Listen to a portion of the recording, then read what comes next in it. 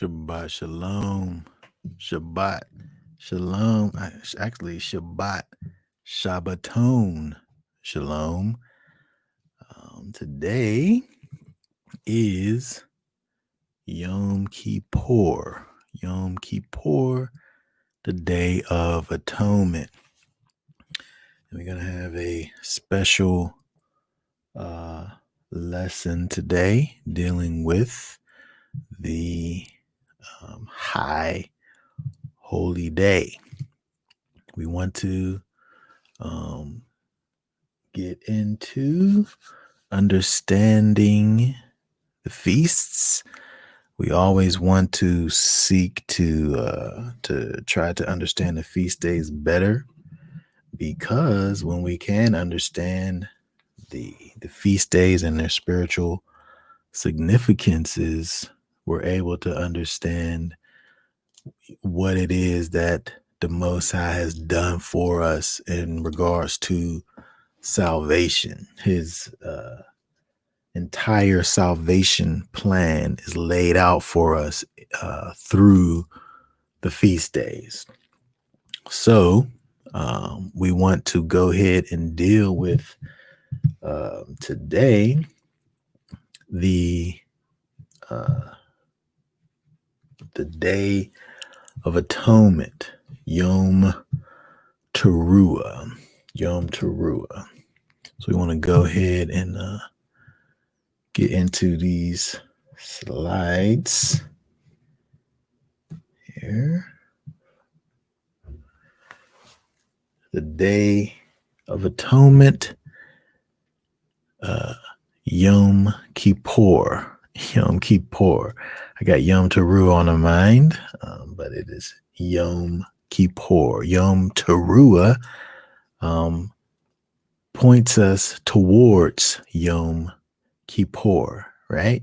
We talked about the announcement or pronouncement of judgment, and over here, deals with that. So we want to go ahead and get right into it. Yom Kippur, Day of Atonement.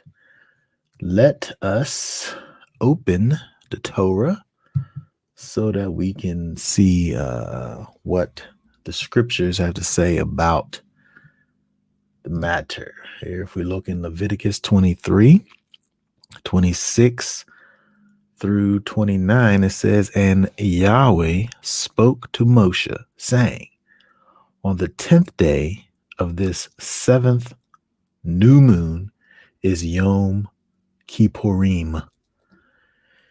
It shall be a set-apart gathering for you, and you shall afflict your beings and shall bring an offering made by fire to Yahweh. And you do no work on the same day, for it is Yom Kippurim, to make atonement for you before Yahweh your Elohim, for any being who is not afflicted on the same day, he shall be cut off from his people." So we want to look at a few different things here, beginning with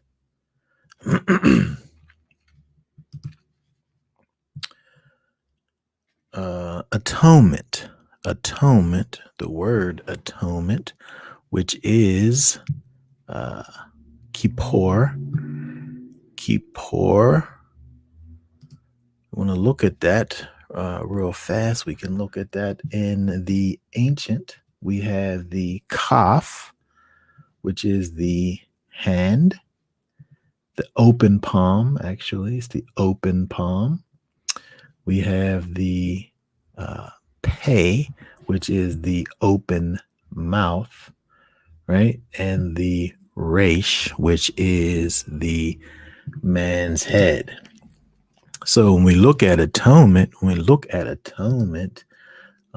it equals for us the open palm that actually, we see that before the open mouth here, right? In the man's head, right? We put those things all together. We have this idea of the covering of the mouth that proclaims judgment on the head, right? Or we have the covering of the mouth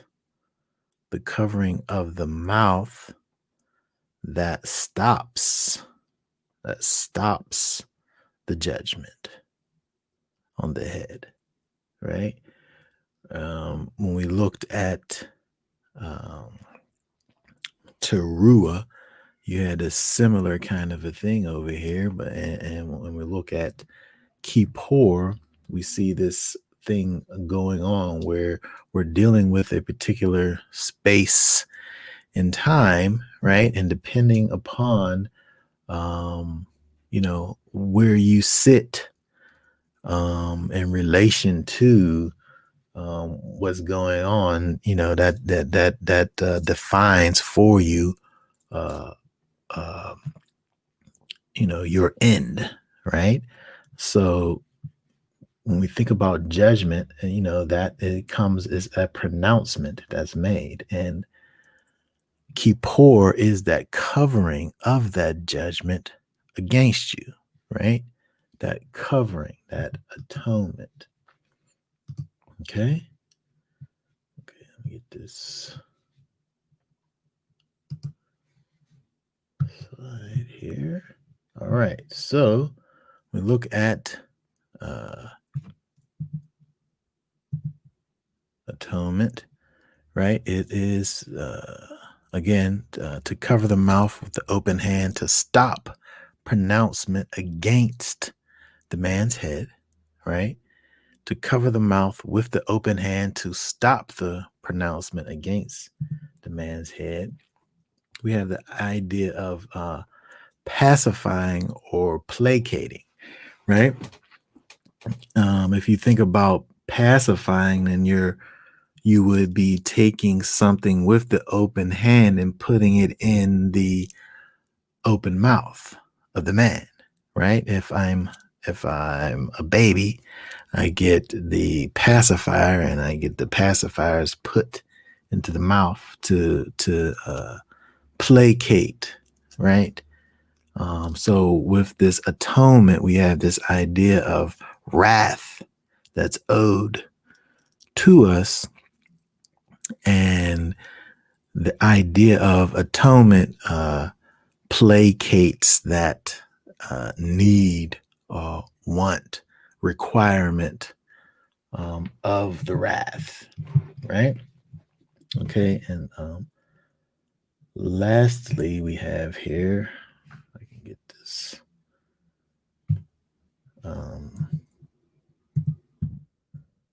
All right, when you're hungry, you eat to pacify your hunger, right?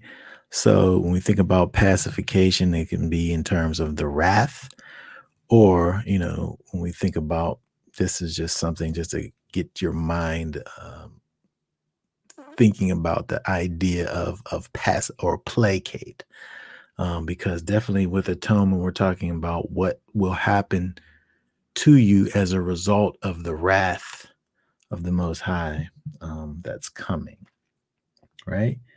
And so if we look over, if we continue on with Leviticus, Leviticus 23, 30, and 32, and any being who does any work on the same day, that being I shall destroy from the midst of the people. You do no work, a law forever throughout your generations in all your dwellings. It is a Sabbath rest. It is a Shabbaton to you, and you shall afflict your beings on the ninth day of the new moon at evening. From evening to evening, you observe your Sabbath. So the next thing you want to deal with is this idea of afflicting, right? To afflict your being.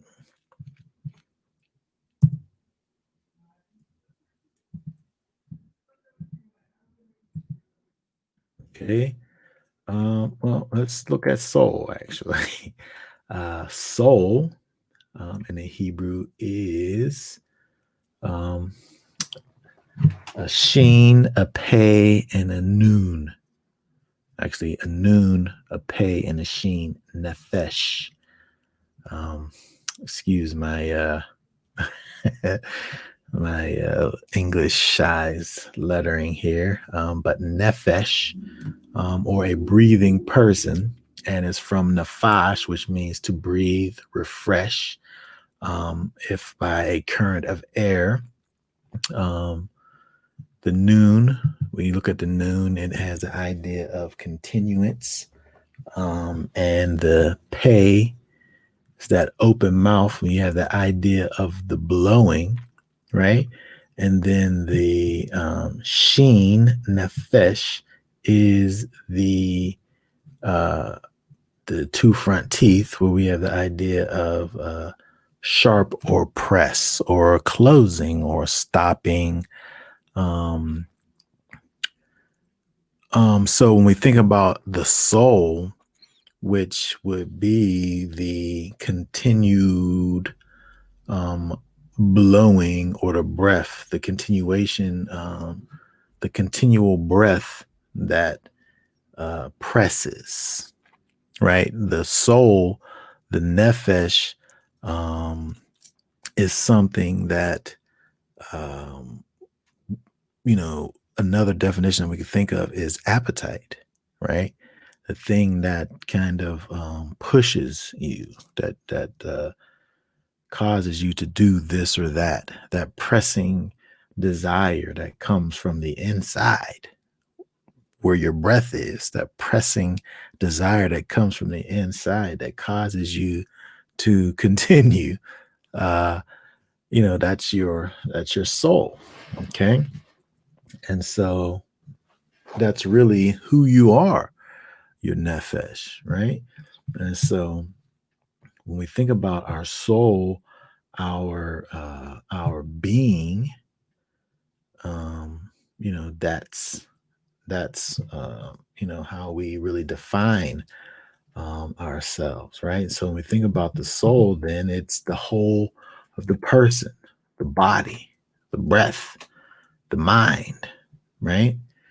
Um, the idea of to refresh is there with nefesh.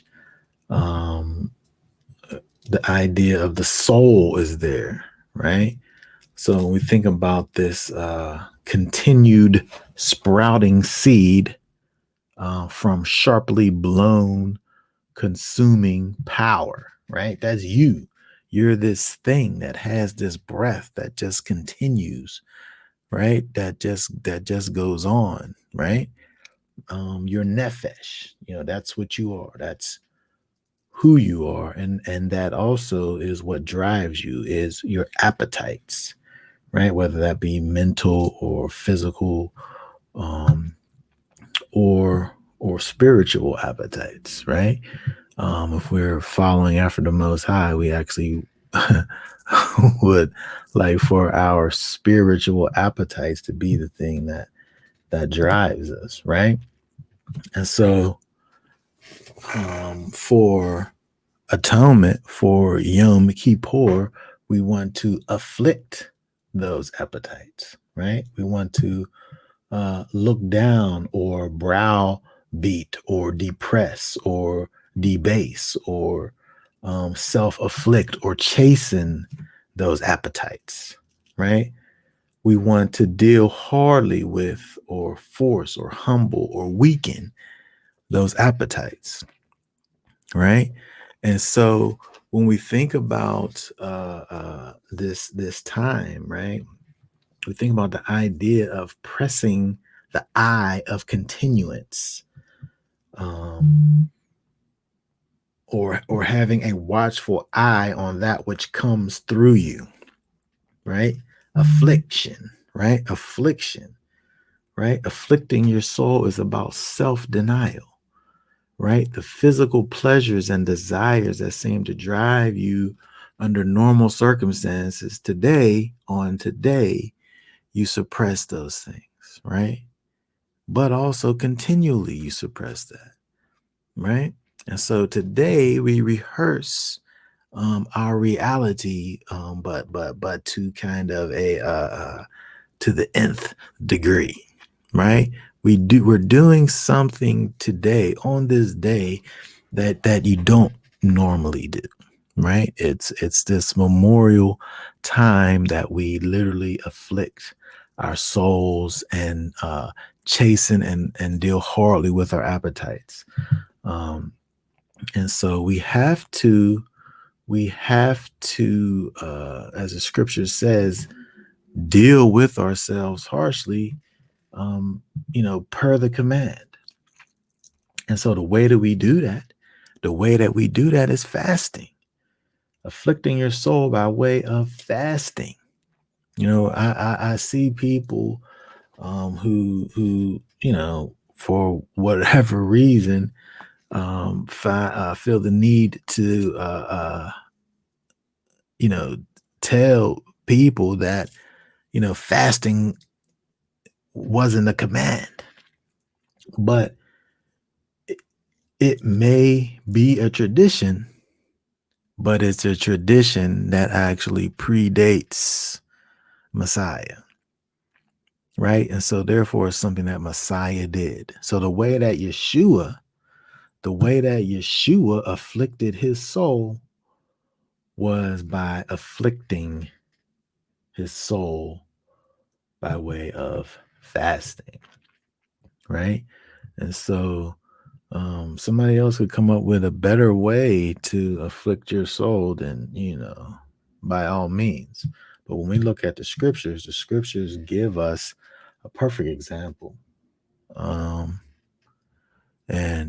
why we want to mess with that, right?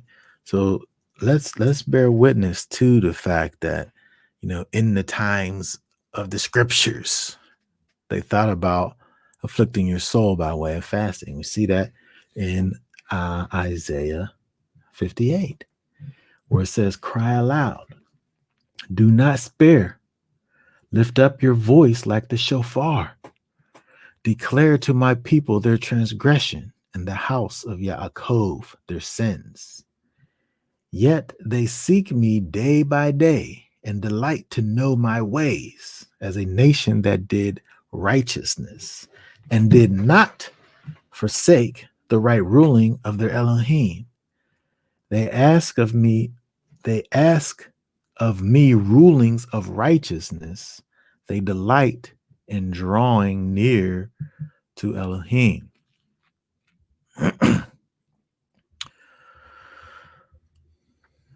Okay. Right? They say, why have we fasted and you have not seen? Why have we afflicted our beings and you took no note? Look in the day of your fasting, you find pleasure and drive on all your laborers. Over here, in verse 3, is putting these two things together. Why have you fasted? Why have we afflicted our beings? It's speaking about fasting, and you took no note. The people are saying, we did this for you, Most High. And then you didn't pay us no attention. We afflicted our souls, right? We fasted, right? This is giving you an example of the idea of the people at the time of what it meant to afflict your soul. They felt like it meant fasting. Okay. All right, let's keep going over here. Let's get this thing to change. All right. So, verse 4. Look, you fast for strife and contention. Now here's the rebuttal, right? Look, you fast for strife and contention, and to strike with the fist of wrongness. You do not fast as you do this day, this day, so we'll find out what this day they talking about is, to make your voice heard on nigh. Okay, so we're understanding when we look at this that this is a negative example. The people aren't operating in righteousness. However, they're giving us a clear indication as to what it means to afflict your soul, which is fasting. These people actually aren't doing it correctly, right? They're not doing it properly, right? With the right heart and mind. But that doesn't take away from the fact that what they're talking about here, afflicting your soul, is fasting, right? And so we want to keep on looking at this over here, right? The scriptures show us how to afflict our souls, right? Verse 5. Is it a fast that I have chosen, a day for a man to afflict his being? Right? It's telling you right there. Is it to bow down his head like a bulrush and to spread out sackcloth and ashes? Do you call this a fast and an acceptable day to Yahweh? Is this not the fast that I have chosen, to loosen the tight cords of wrongness, to undo the bands of the yoke, to exempt the oppressed, and to break off every yoke? It is not to share your bread with the hungry, and that you bring to your house the poor who are cast out. When you see the naked, and cover him, and not hide yourself from your own flesh. Then when you perform righteous acts and not these self-righteous acts, right? Then your light will break forth like the morning, your healing spring forth speedily. Your righteousness shall go before you. The esteem of Yahweh will be your rear guard. Then when you call, Yahweh would answer. When you cry, he would say, here I am. If you take away the yoke from your midst, the pointing of the finger and the speaking of unrighteousness, the Most High is looking for righteousness from his people, as he always does, right? And the people, of course, are working in unrighteousness and still doing the things towards the Most High. And of course, he's not excited about that, right? Because he wants righteousness from his people, right? And so again, we see the Most High trying to show the people the way that they're to go in regards to their afflicting of their soul, right? Verse 10, if you extend your being to the hungry, your soul to the hungry, right? If you deal with these other folks instead of sitting up here trying to just think about your own self and satisfy the afflicted soul, then your light shall dawn in the darkness and your darkness be as noon, right? If your darkness is as noon, that means there is no darkness, right? Then Yahweh will guide you continually and satisfy your soul in drought and strengthen your bones. And you shall be like a watered garden and like a spring of water whose waters do not fail. And those from among you shall build the old waste places. You shall raise up the foundations of many generations, and you will be called the repairer of the breach, the restorer of streets to dwell in. Right? All this, if the people could just afflict their souls in a way that was pleasing unto the Most High and not about some type of self righteousness or false righteousness for that matter, right? Let's see here, next verse. next slide. If you turn back your foot from the Sabbath, and again, we look at this Sabbath over here, it's in the context, we're talking about the Day of Atonement, from doing your pleasure on my set apart day, and shall call the Sabbath a delight. This thing that you're doing, you're not doing this thing to sit up here and have people look at you and think about how miserable you are, right? You call this thing a delight, the set apart day of Yahweh esteemed, and shall esteem it not doing your own ways, nor finding your own pleasure, nor speaking your own words. Then you shall delight yourself in Yahweh, and I shall cause you to ride on the heights of the earth and feed you with the inheritance of Yaakov your father, for the mouth of Yahweh has spoken. Okay, so when we see over here, the scriptures helps us to understand what it means to afflict your soul, right? Afflicting your soul. Okay. So when we look at the idea of afflicting your soul, we surely see the perpetual model there, right? We're able to see the perpetual model there in this idea of afflicting your soul. Look at what Yeshua said. Then Yeshua said to his taught ones, if anyone wishes to come after me, let him deny himself and take up his stake and follow me. Part of following after the Messiah is denying yourself, which is what we just talked about in terms of afflicting your soul, right? A denying yourself, right? That's part of the situation. So again, when we do these things, we memorialize them, and they're intensified. They're intensified, during the time that we're doing it, whether it be atonement or trumpets or unleavened bread or what have you, right? But the thing that we do to memorialize the feast is always going to be something that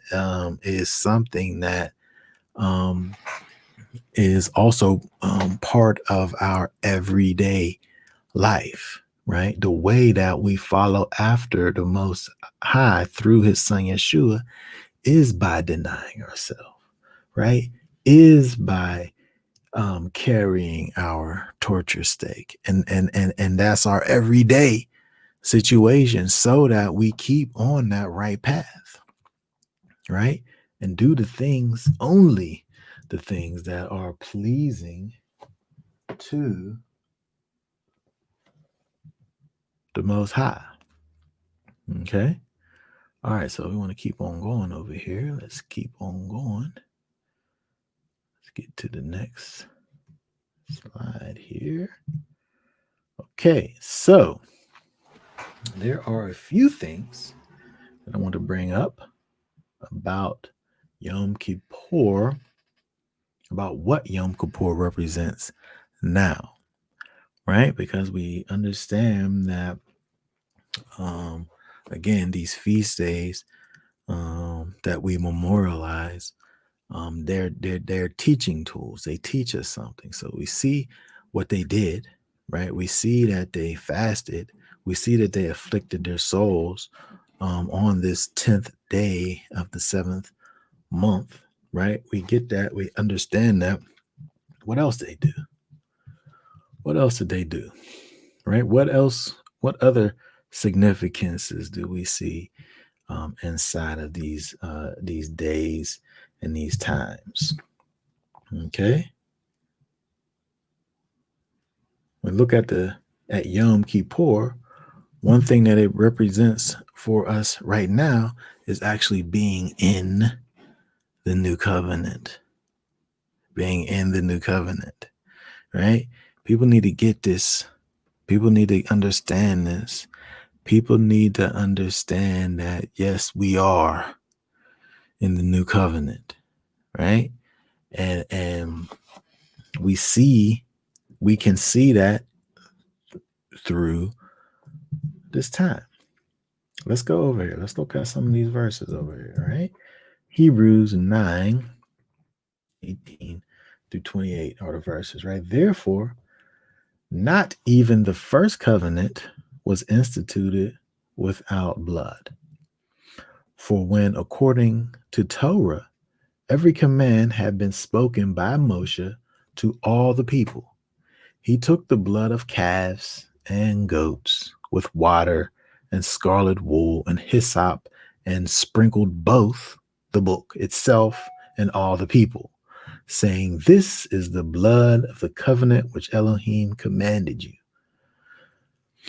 And in the same way, he sprinkled the blood, both the tent, sprinkled with blood, both the tent and all the vessels of the service. And according to the Torah, almost all is cleansed with blood, and without shedding of blood, there is no forgiveness. Okay. So we want to talk about this first of all. First thing we want to look at here is the idea that for atonement and forgiveness, there was blood. Why? Leviticus 17:11 says, "For the life of the flesh is in the blood, and I have given it to you upon the slaughter place to make atonement for your lives. For it is the blood that makes atonement for the life." The life is in the blood, right? And so, for the wages of sin is death, but the favorable gift of Elohim is everlasting life in Messiah Yeshua, our master. So if we think about the fact that the life is in the blood, the wages of sin is death. So when there's sin, there is a judgment against you. That judgment is death, right? And so when we talk about atonement, there is a covering of that judgment that's proclaimed on your head. But how do you get that? Where does it come from? It comes from Yeshua, right? That favorable gift of Elohim is everlasting life in Messiah Yeshua, our master, right? When he becomes your master, when he becomes your Lord and Savior, right? You receive the gift of Elohim, which is everlasting life, which is the opposite of death, right? That the wage of sin, that's death, that you owe, is paid by the blood of Yeshua. Okay? And so when we look at that over there, again, according to this, right? We need that blood to make atonement, right? Right? And that blood, of course, was shed by Messiah, was shed by Yeshua. And that same blood that was shed ushered in another covenant. Okay, so a covenant, a berit is a cutting. It's a cutting, right? When we talk about this idea of this flesh cutting, right, to make this confederacy, to make this covenant, to make this compact, right? This covenant, right? Yeshua said, "For this is my blood, that of the renewed covenant, which is shed for many for the forgiveness of sins."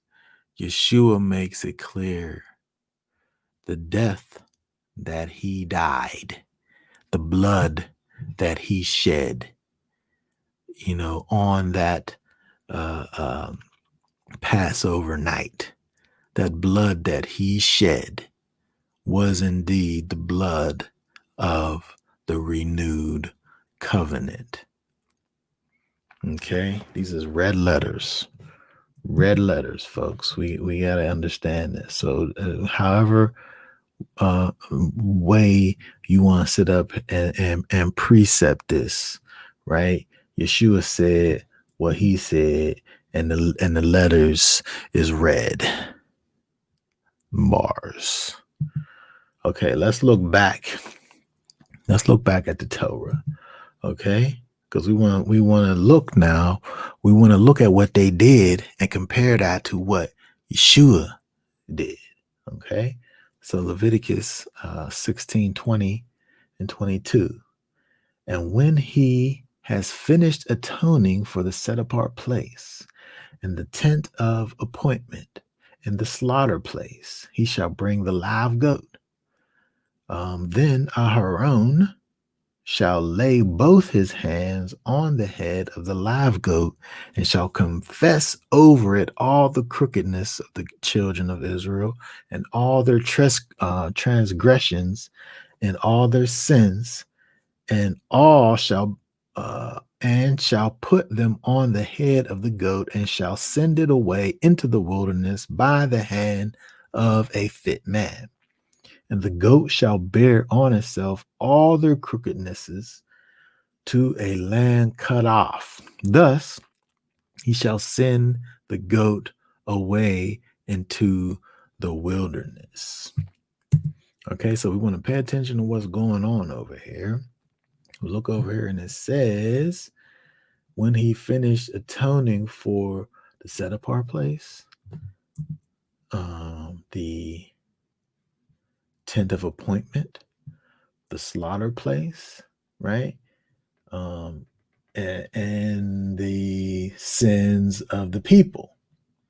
All of that. He dealt with all of those things, right? So we got to think about the fact that the cleansing that the high priest did was an all-inclusive cleansing that he did. The cleansing was all-inclusive. It cleansed everything that had to do with the tabernacle as well as the sins of the people, right? That part first. Okay. Also, the other thing that we see over here is that he also dealt with all sin. He dealt with all sin, right? So everything cleansed, all sin dealt with. Talks about the iniquities dealt with. Talks about the transgressions dealt with. Talks about sin dealt with. Right? We see that over there in those verses, right? We talk about iniquities. That's avon, which means perversity, right? Perversity, fault, iniquity, punishment of iniquity, or sin. So when we think about perversion, when we think about iniquity, iniquity is going to be the idea of you just being in a constant state of perversion, right? Nothing right, always wrong, constant state of perversion, iniquities, right? Total lawlessness, right? Perversity and the punishment of it. Okay, when we think about iniquities, it's going to be the constant, continual,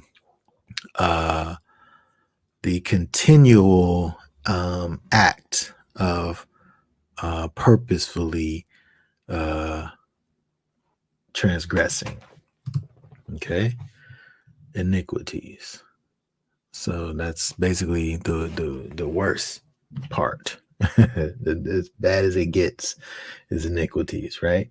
Transgressions, right? Transgressions, it says, is over here. Pasha. Pasha is revolt, rebellion, right? If you think about something that's rebellion or rebellious, revolt, you're sinning on purpose, right? Purposefully sinning is transgressing. I know where the line is. I know where the line is. I don't care. I'm going to cross it. Rebellion, right? So when we have constant rebellion, that's iniquity. Constant rebellion, that's iniquity. Over here, transgression is just, an act, rebellious act, transgression, right? Pasha. Okay. And then next, we have, let's see here if I get this. Excuse me. Sin, kata is an offense, right? This word sometimes it deals with habitual sinfulness. Sometimes it gives you this as a generic term. But when we look at the root of this word here, kata, it gives you the idea of to miss, right?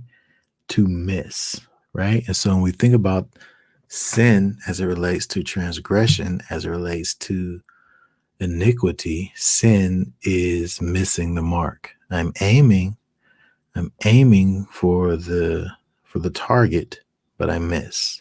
Kata.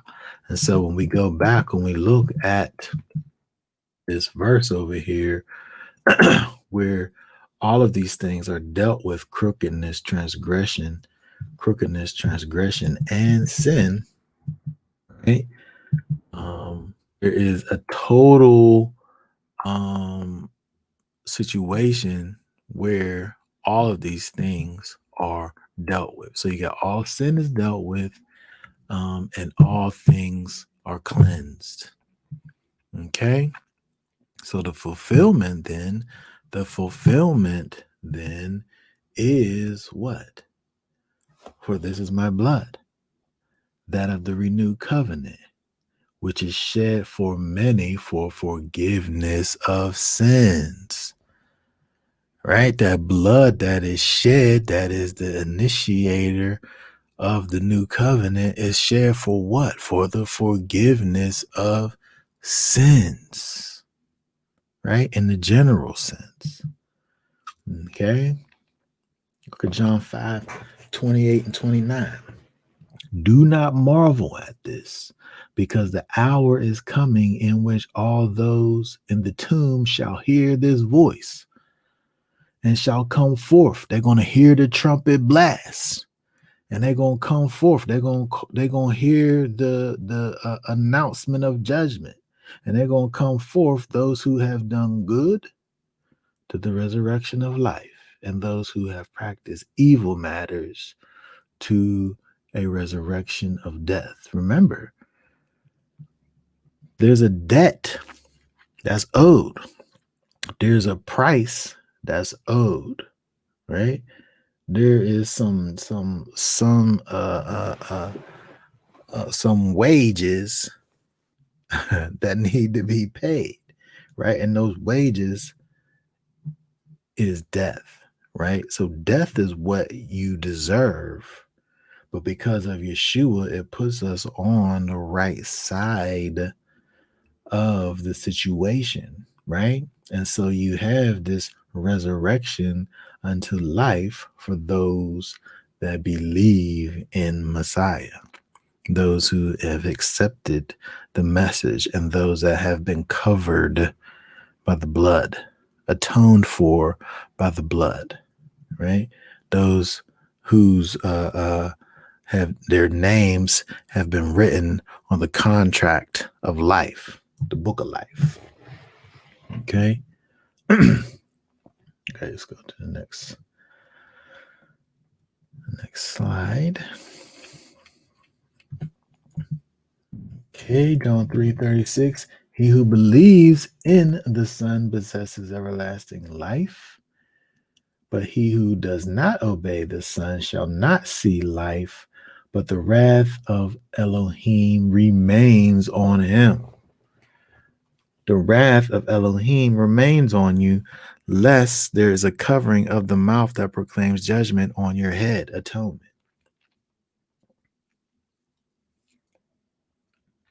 Okay, the wages of sin is death. The wages of sin is death, but he who believes in the Son possesses everlasting life. So someone dealt with the wages of sin that you owed. That's atonement.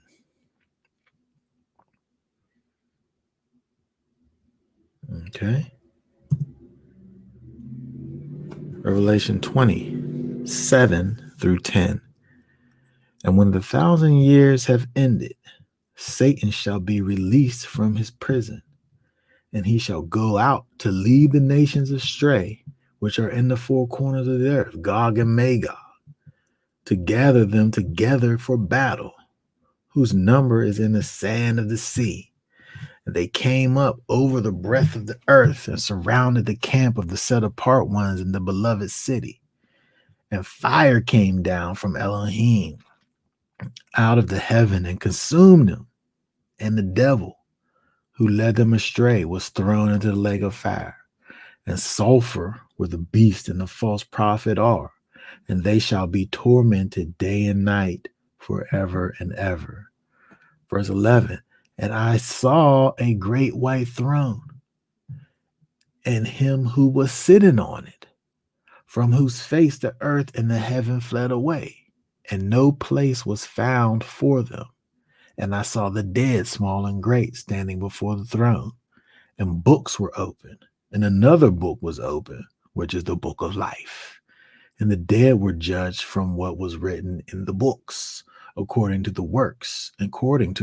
And the sea gave up their dead who were in it, and death and Sheol gave up the dead who were in them, and they were judged, each one according to his works, and death and Sheol were thrown into the lake of fire. This is the second death. And if anyone was not found written in the book of life, he was thrown into the lake of fire. Again, we see this juxtaposition, life, death. Those that receive life, those that receive death, judgment coming forth. Some people get a covering of the mouth that proclaims judgment on their head, and they get a book of life. Some don't get no covering, and they receive death, and they go to the lake of fire. Okay? Atonement.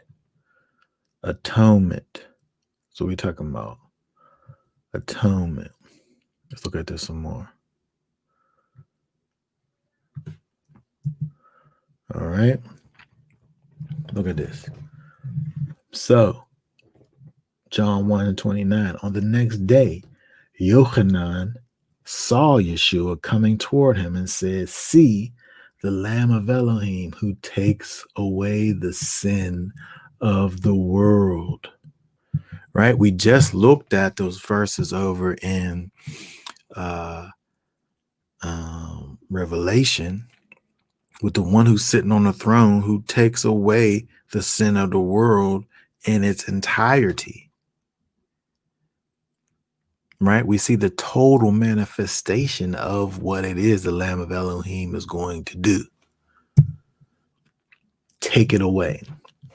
Right? Takes away. Airo, to take away.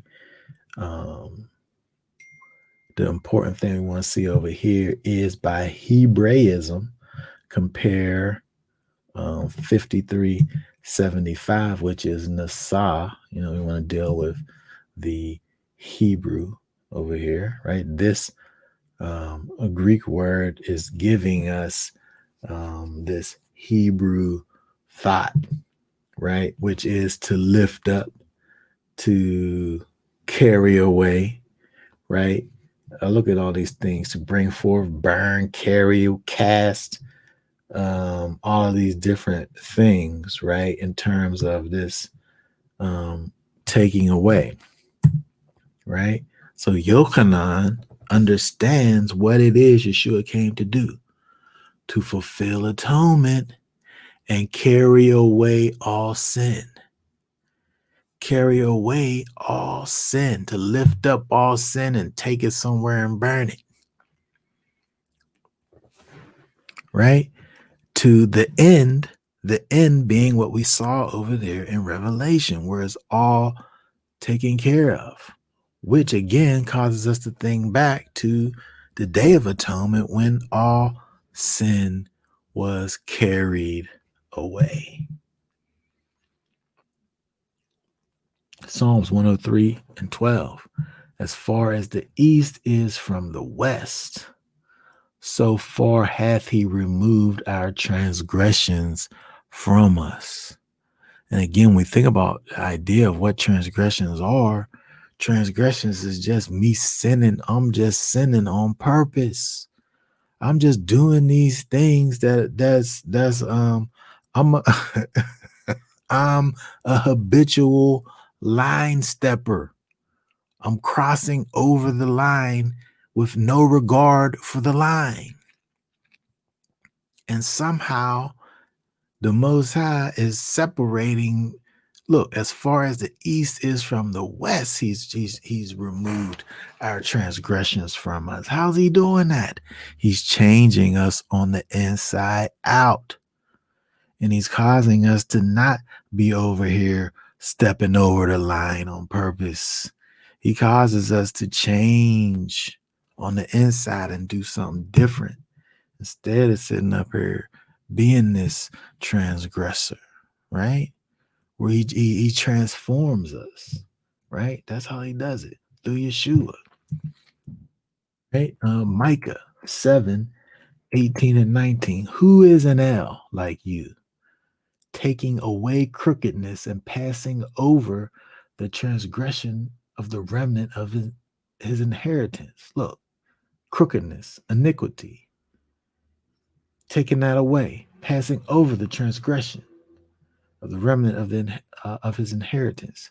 He shall not retain his wrath forever, for he himself delights in loving commitment. He shall turn back. He shall have compassion on us. He shall trample upon our crookedness. He's going to trample upon our iniquities, and you throw all our sins into the depths of the sea. When we see the fulfillment of this, what's this? This over here is, we see all the components: crookedness, transgression, sin, done away with. They're thrown away into the depths of the sea, never to be seen again, trampled upon, right? Atonement, right? That's the message of atonement right there in Micah 7:18 and 19, right? When all of these things are taken away: transgression, crookedness, iniquity, sin. Yirmiyahu 33:7 and 8. And I shall turn back the captivity of Yehuda and the captivity of Yisrael, and shall build them as at the first, and shall cleanse them from all their crookedness. Right? We got the cleansing from all the crookedness that they have sinned against me, and I shall pardon all their crookednesses that they have sinned, and by which they have transgressed against me. When's he going to do it? In the new covenant. How's he going to do it? Through Yeshua. How's he going to do it? Through his blood.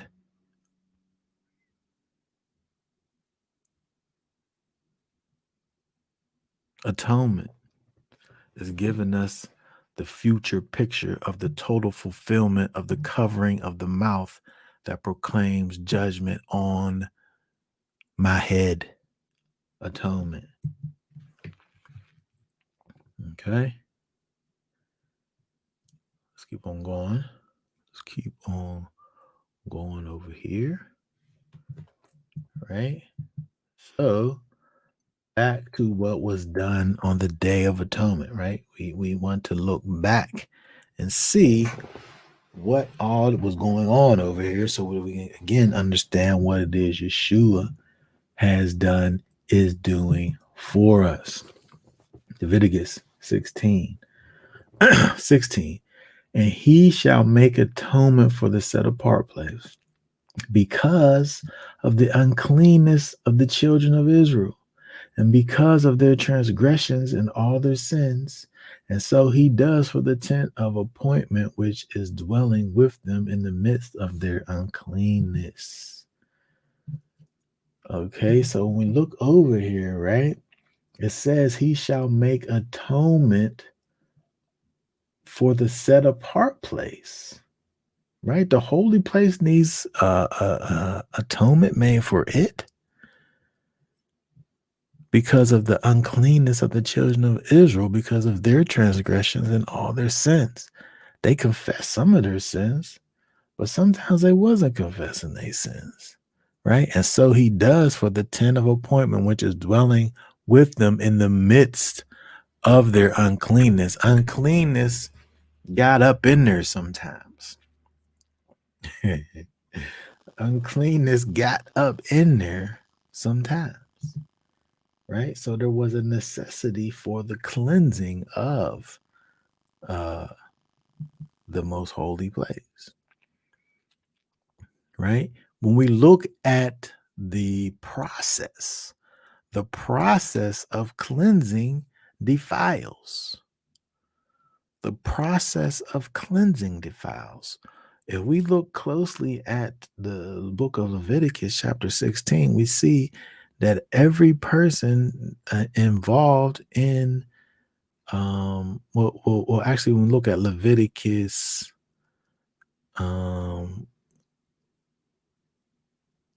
Numbers 19, we look at the red heifer, which is another picture of Yeshua. And we see where they go through the different processes. When they go through the process, they become unclean as a result of going through the processes of cleansing. We look at what Yeshua did for us. He became a curse for us. He becomes unclean in the process of cleansing. We look over here, even with the priest, after he went through the process of cleansing, it was necessary for him to wash, change his clothes, right? So when we look at this, the process of cleansing, causes uncleanness.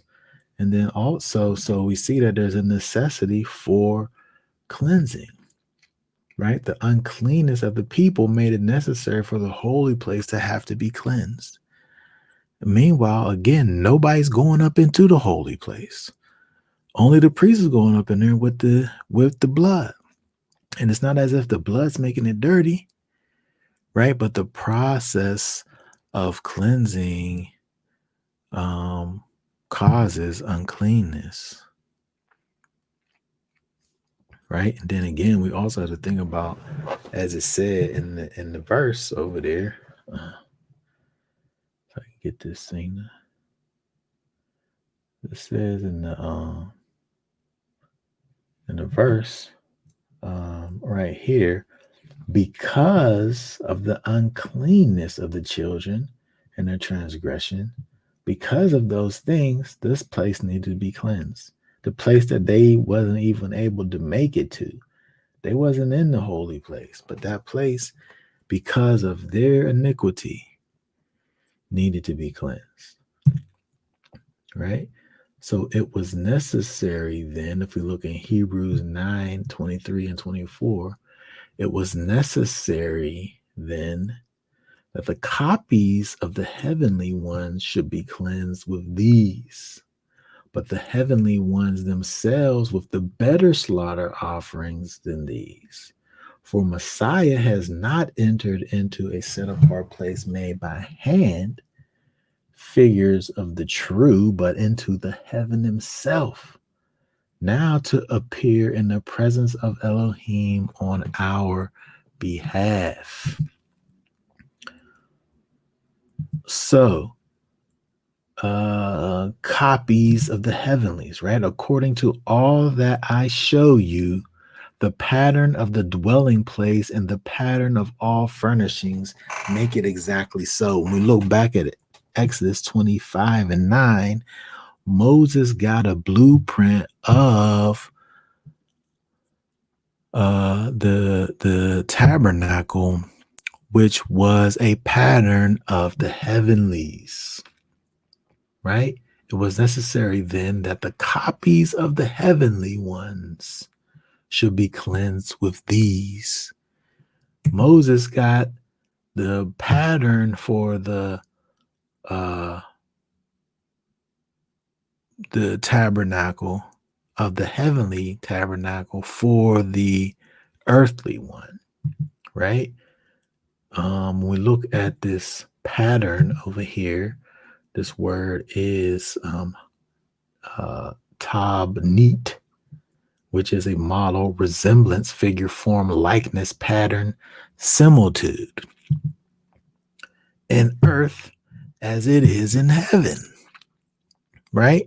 When we look over here, the thing that the Most High put together for his people for worship was a pattern of the heavenlies. And so when we look at the processes that they went through, that the priests went through, they went through these earthly processes, but it was only just a picture of what was done in the heavenlies, what needed to also be done in the heavenlies, right? In earth as it is in heaven. Okay, so again, it was necessary then that the copies of the heavenly ones should be cleansed with these. It wasn't like there was a priest that was going to go and take blood to the heavenlies. But what was going to happen? Messiah was going to take his blood to the heavenlies. He was going to go into heaven itself now to appear in the presence of Elohim on our behalf. Right? When we look at this over here, this is giving us a description of what happened on the Day of Atonement. The priest went into the earthly pattern of the heavenlies, which was the most holy place, and they took the blood in there to cleanse it.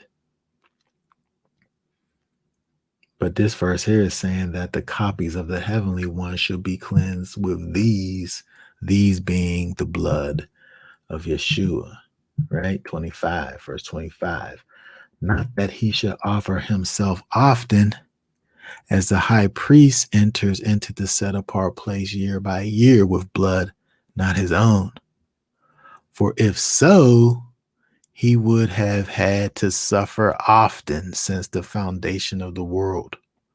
But now he has appeared once for all at the end of the ages to put away sin by the offering of himself, to carry away sin by the offering of himself, to permanently do away with all sin, transgression, and iniquity by the offering of himself. And as it awaits men to die once, and after this the judgment, where they receive life or death. So also Messiah, having been offered once to bear the sins of many, shall appear a second time apart from sin to those waiting for him unto deliverance. Okay, so when we look at this, right, this is very important, because when we think about atonement, we think about the idea of having that covering of the mouth that proclaims judgment on our heads, right? We think about the fact that this verse over here, as it waits men to die once, and after this the judgment. We talked about the other week on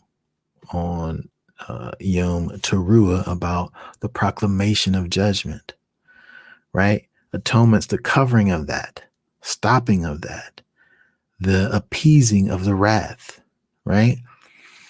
And so when we look over here at these verses over here again, it's walking you through what the high priest did on atonement, but giving it to you the way Yeshua is doing it from a spiritual perspective in the heavenlies, right? They waited with anticipation for the high priest to return, just like we do. We wait with anticipation for our high priest to return, who is Yeshua. He took that blood, that atonement blood, and he took that blood and he took it into the heavenlies, right? And we wait for him to come, it says, that second time, right? To come back out, right?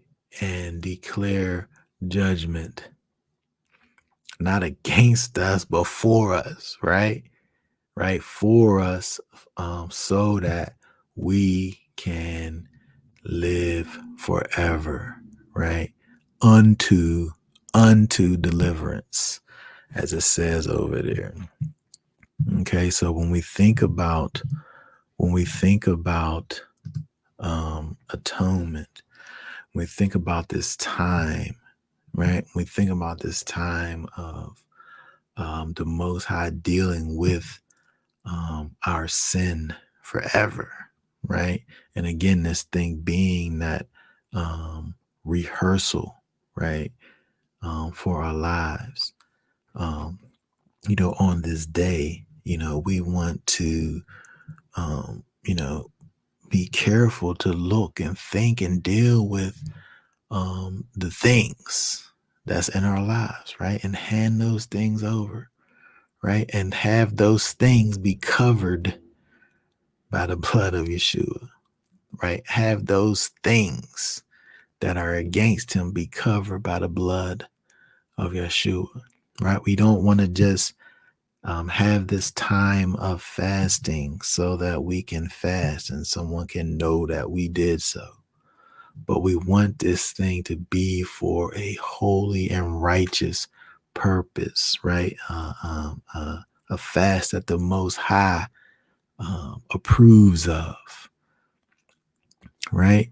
That truly connects us to the Most High through his son Yeshua, right? That takes full advantage of the gift that Yeshua has provided for us, which is his blood, which is his atoning blood that he shed for us, right? Let us not take the thing that he did for us in vain, right? Let us take full advantage and understand that he did what he did so that we can live and have life everlasting and be able to continue with the Most High forever. And so I just encourage all of you who are listening to the sound of my voice to take these times and these seasons seriously. Don't let it just be a thing that you do, but let this thing be a part of who you are, and a genuine expression of your love that you have for the Master Yeshua and all that he's done for you. Hallelujah.